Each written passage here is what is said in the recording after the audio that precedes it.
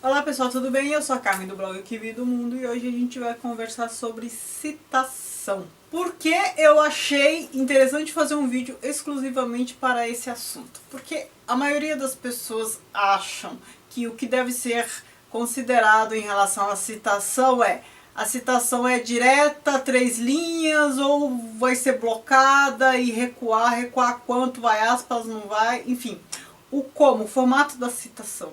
Sendo que o que é mais importante não é como citar, do ponto de vista da formatação, e sim por que citar, quando citar e de que forma citar. Porque a gente pode fazer citação direta e citação indireta. Se vocês viram meu vídeo sobre fundamentação teórica, lá eu já adiantei que a maior parte das vezes é melhor fazer uma citação indireta, que é o que? A paráfrase. Eu vou explicar melhor as minhas razões. E se você viu esse vídeo sobre fundamentação teórica, eu falei também da questão do plágio, de pagar tributo, de todo esse viés científico, da refutabilidade, toda a importância dessas coisas. Não sei se é o caso de fazer um vídeo só sobre isso, só sobre teoria da ciência.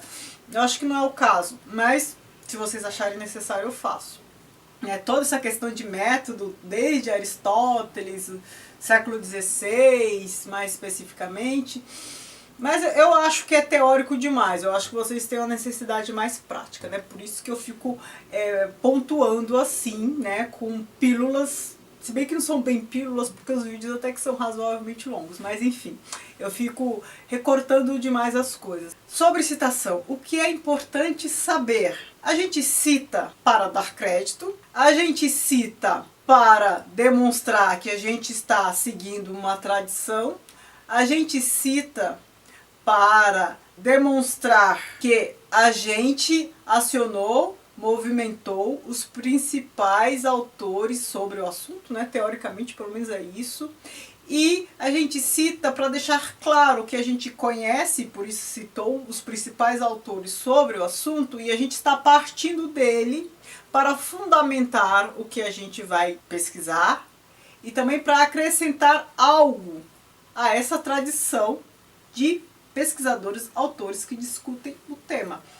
Tudo isso, pretensioso assim, tudo isso. Ora, se você viu o vídeo sobre fundamentação teórica, você sabe que eu já disse isso lá. Mas eu também falei que aquele vídeo estaria intrinsecamente ligado a esse sobre citação. Neste eu vou explicar algumas coisas bem práticas de citação que é importante saber. Falei que é aconselhável usar paráfrase na maior parte das vezes. Por quê? Primeiro, quando você parafraseia, e a gente tende a começar a fazer isso, pelo menos os professores querem que a gente faça isso desde os primeiros anos do ensino básico, fundamental, quando eles pedem: cite com suas palavras, comente isso, diga com suas palavras o que o autor quis dizer. Ele está pedindo para você fazer uma paráfrase. E eu acho que todo mundo detestava essa parte, né? A gente queria copiar tudinho e pronto, para não ter que pensar. Aí está a questão.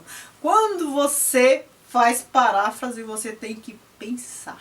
Porque você tem que dizer o que foi dito de uma outra forma. Isso já tem várias implicações. Você tem que refletir melhor sobre o que você leu. Para dizer de outra forma, você tem que ter entendido o que leu. E isso é o principal, porque quando você tem que dizer com outras palavras, você passa por um processo de reflexão e muitas vezes é aí que você compreende o que você leu. Só por isso? Não, não só por isso. Se você viu meu vídeo de fundamentação teórica, eu falei que numa fundamentação teórica você tem que ser um maestro, você tem que articular os textos usados, mobilizar os autores, mas deixar claro que o texto é seu. Quando você faz a paráfrase, isso fica muito mais evidente, isso fica muito mais fácil. O texto realmente é seu, é você que está escrevendo. A ideia não é sua, mas o texto é seu quando você faz paráfrase. Então isso demonstra um domínio, demonstra que você entendeu o que você leu e demonstra que você ateve ao que foi necessário. Porque há uma diferença entre o autor dizer uma coisa e o que você compreende dessa coisa. Normalmente o que a gente compreende é algo menor. Ou então, não porque a gente não entendeu o que ele quis dizer, mas às vezes a gente só traz o que interessa de fato. A gente diz o que realmente importa, o núcleo duro do que foi dito. Sendo que quando a gente simplesmente faz, segundo fulano, coloca aquele bloco de texto. Segundo Beltrano, aquele bloco para Cicrano. Muitas vezes o pesquisador nem leu esse bloco todo, simplesmente recortou e colou, Ctrl C e Ctrl V. Ele viu que ali está a definição de alguma coisa e copia tudo e coloca. Isso fica chatíssimo. Quem lê, pula. Eu, quando pego o trabalho para ler, eu pulo essa parte. Porque não me interessa o texto de outros autores. Me interessa o texto deste pesquisador que mobiliza outros autores. É totalmente diferente. Então, a paráfrase, no mínimo, eleva seu trabalho a uma melhor qualidade. Porque demonstra um domínio e faz você refletir sobre o que você está lendo e faz você também reduzir o que vai ser dito. Pensem que a gente, quando tem domínio do que vai ser dito, a gente escreve menos. Eu não estou dizendo que todos os textos têm que ser curtos, mas eu retomo aquela ideia de concisão. A concisão, ela está muito mais associada à precisão do que à redução. É conciso um texto que disse o que deveria ter dito. Pode dizer o que precisa ser dito em 800 páginas ou em uma página só. Mas se você ler as 800 páginas e perceber que não foi dito nada a mais, nada está sobrando, o texto foi conciso, porque ele foi preciso. Foi necessário usar 800 páginas para dizer o que foi dito. Às vezes é necessário usar meia página e a pessoa usa 10. Quando você faz paráfrase, a tendência é ser conciso e preciso. E isso é qualidade em texto, para não denotar insegurança. E aí eu já logo adianto, hein? Quem pensa que é muito mais fácil fazer um artigo do que fazer uma monografia, pode estar muito enganado. Certo? Mas eu vou falar sobre isso no outro vídeo, vou fazer um vídeo só sobre artigo. Então, na maioria das vezes eu aconselho fazer paráfrase por esses motivos que eu estou dizendo. E quando é aconselhável fazer a citação direta, né? Recortar o texto do autor, colocar aspas, ou se for mais de 3 linhas, recuar o texto e colocar na linha abaixo. Eu aconselho fazer isso em 3 casos, mais ou menos. Um deles, quando você está citando um texto legislativo ou processual. Isso é muito comum na área jurídica.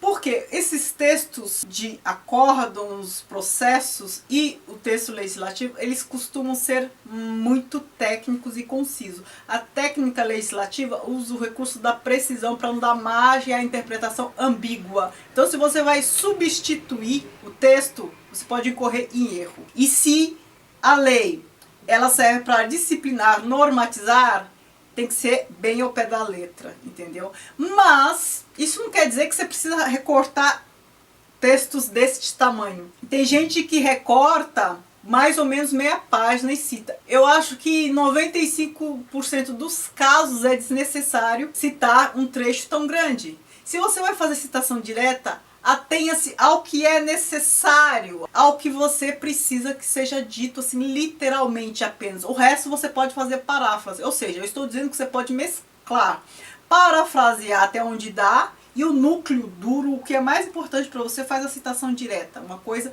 menor. Não precisa colocar todas aquelas referências se for jurisprudência, por exemplo. Não precisa colocar o relator na citação. Coloca no corpo do texto e cita apenas o trecho importante. Porque assim a gente lê o que é importante. Precisa citar blocos inteiros. Você pode suprimir. Quando você suprime texto, por exemplo, você coloca um trecho, aí tem uma parte no meio que não interessa, você quer citar a outra parte, né? Falando de citação direta, você suprime colocando entre colchetes 3 pontinhos, né? Para representar uma supressão e continua com a citação. Colchetes ou parênteses? Colchetes. Se a supressão for sua, do pesquisador, você coloca colchetes. Porque quando há parêntese, parênteses e 3 pontinhos, indicam a supressão que já existia no texto original. Se é sua, entre colchetes. Outro caso em que a citação direta é aconselhável. Quando é um texto que você traduz, um trecho que você traduz.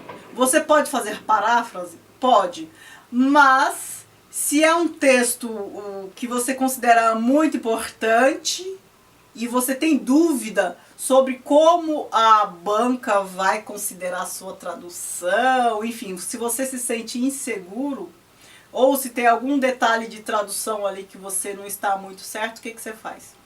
Você traduz o texto como se fosse uma citação direta. Você faz tudo o que você faria como se fosse uma citação direta do texto original. Só que, entre parênteses, no final da tradução você coloca tradução nossa. E coloca uma nota de rodapé, o texto original. Porque aí quem for ler o seu trabalho vai poder cotejar a sua tradução com o texto original. Vou repetir. Você faz a citação direta da sua tradução, coloca a tradução nossa, nota de rodapé com o texto original lá embaixo. É um caso que eu indico. Quando você faz essa tradução livre de um trecho de um texto que você considera importante para o seu trabalho. A terceira indicação de citação direta é quando você não pode dizer o que você quer dizer, você usa o autor para dizer o que você quer dizer. Complicado? Não. Eu ainda vou fazer um vídeo sobre linguagem científica e lá eu vou falar sobre a imparcialidade e o distanciamento do pesquisador. A gente não pode fazer algumas afirmações, a gente não pode usar determinada linguagem, a gente não pode demonstrar muita parcialidade, a gente não pode valorar de maneira expressa o que a gente está dizendo, mas às vezes você quer fazer isso. E aí o que você faz? Você usa o autor que faz isso, aí você cita diretamente. Ou para fazer alguma afirmação contundente, ou para fazer uma crítica muito expressa. Aí você faz a citação direta para deixar evidente que não é você, é o autor. Perceba que este é um uso estratégico da citação direta, hein? Use isso quando você quiser escapulir, né? Você vai dizer usando o autor para dizer por você. Vou exemplificar essas duas formas de usar uma citação direta, né, do autor, usando o autor para dizer o que a gente quer dizer. Vou dar exemplo da minha tese. Repito que não é porque a minha tese é o melhor exemplo, mas é o que eu sei de cor. Teve determinado momento que eu disse: a informação é a quinta necessidade do homem. Eu poderia fazer essa afirmação sem ter apresentado, provado por A mais B, que é isso? Eu tinha lá feito uma fundamentação, tinha dito algumas coisas, mas eu não poderia afirmar isso na condição de pesquisadora. Mas eu achei isso tão legal, e o autor disse isso, que eu comecei o tópico dizendo isso para criar um efeito, para usar um efeito de discurso. Eu queria impactar logo no começo. Aí eu disse isso, coloquei aspas. Perderia todo esse impacto, todo esse efeito se eu dissesse isso depois, no meio do tópico. Tarará. E por isso, o autor também disse que a informação é a quinta necessidade do homem. Não, eu queria causar um impacto. Coloquei logo no começo. Aí eu fiz a citação direta, porque eu não poderia, eu pesquisador não poderia afirmar isso naquele momento. Um outro momento, estava falando acho que da invisibilidade do ICMS, um pouco de corrupção, tal. Eu não poderia demonstrar a parcialidade fazendo crítica expressa. Pesquisei nos textos um autor que dizia algo muito contundente, falando de caixa 2 e tudo mais. Coloquei entre aspas. Porque eu, pesquisador, não poderia fazer aquele tipo de afirmação. Então é isso. Você pode usar estrategicamente os autores para dizer o que você não pode dizer, que não pega bem você dizer, você pesquisador dizer. Então a citação direta também serve para isso. Agora eu vou apresentar uns 3 detalhes práticos de citação. Quais normas usar?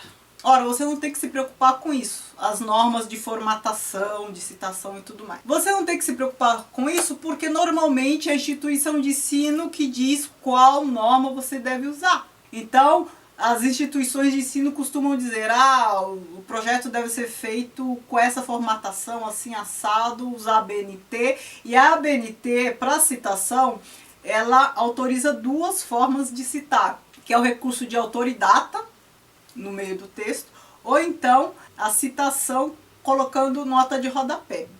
A maior parte das vezes as instituições escolhem autor-data.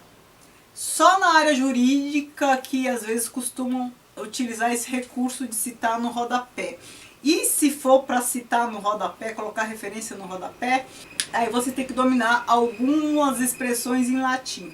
E aí é um pouco mais complexo. A maioria das vezes não, é autor e data. Você tem que saber essas coisas de cor, quando recua, quando não recua, quando aspa, quando não aspa.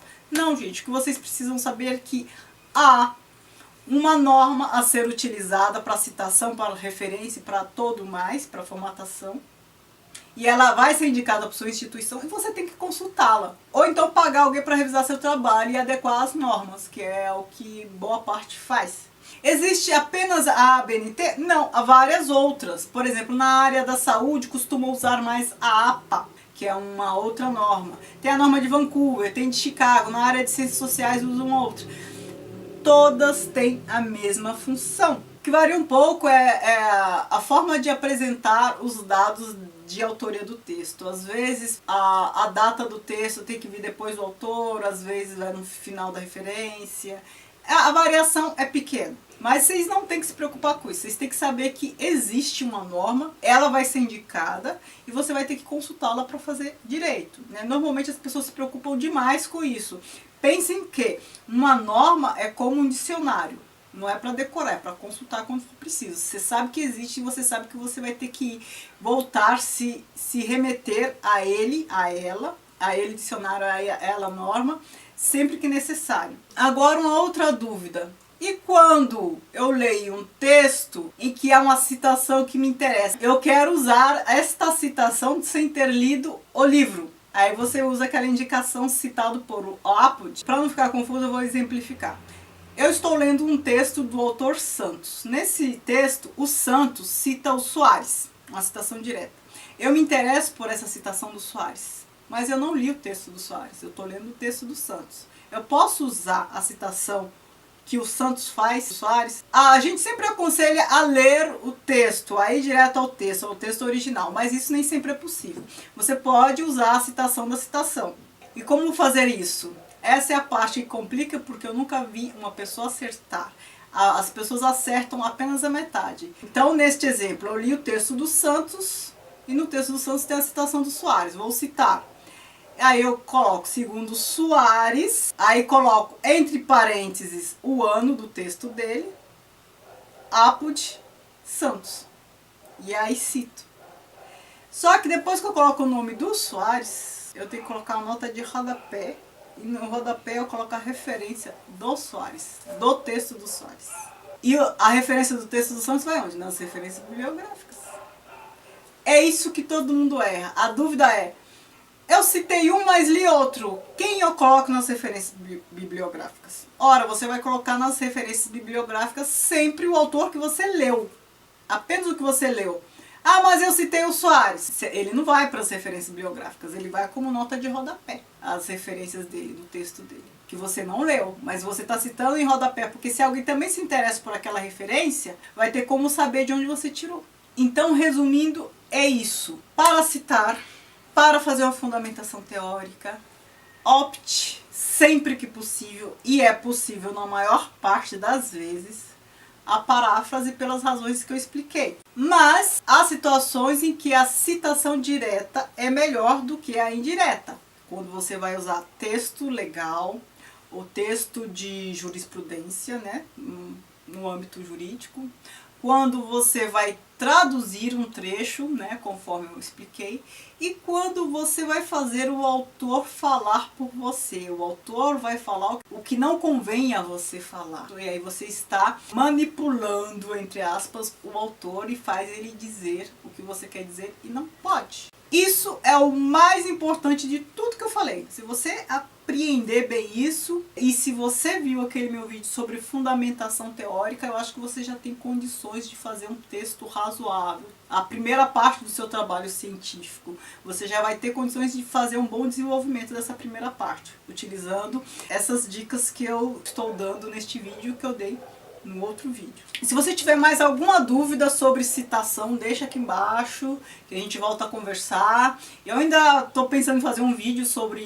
dúvidas, perguntas e respostas sobre metodologia científica, trabalho científico, e me digam o que vocês acham. Eu preciso das dúvidas de vocês para eu fazer os vídeos, porque eu não sei o que é importante para vocês aprender sobre isso. Eu ainda vou fazer vídeos sobre artigo, resumo científico, linguagem científica, sei lá, as partes de uma tese, de uma monografia, explicando bem a diferença entre apêndice, anexo, bibliografia complementar, referência bibliográfica, conclusão, considerações finais. Essas coisas todas que todo mundo confunde, tá bom? Então por hoje é só, espero que você tenha curtido, que você Se inscreva no canal se não for inscrito, que me siga nas redes sociais, o Kiwi do Mundo, Snapchat, Instagram e Facebook. Muito obrigada por assistir, beijos e tchau, tchau.